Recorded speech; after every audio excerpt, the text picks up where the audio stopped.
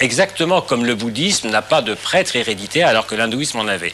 La grande hantise de toutes les religions nouvelles, c'est de continuer le pouvoir des clergés de père en fils.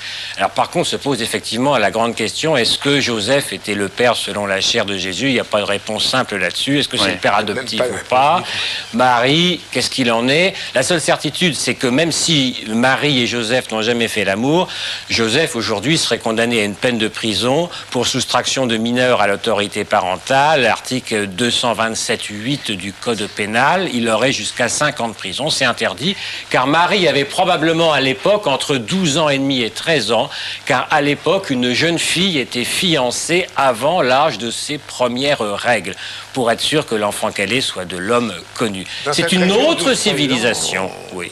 Les filles étaient réglées plus tôt. Hein. Et ça c'est pas certain. Monsieur Caratini, qu'est-ce que vous en savez? Enfin, c'est extraordinaire. Vous n'avez pas été gynécologue il y a 2000 ans. Non, mais enfin, on a quand même un certain nombre de textes qui ne sont pas religieux et scientifiques. Et puis de coutume, il y a des tas de pays dans lesquels les hommes épousaient, il y a même encore pas très longtemps.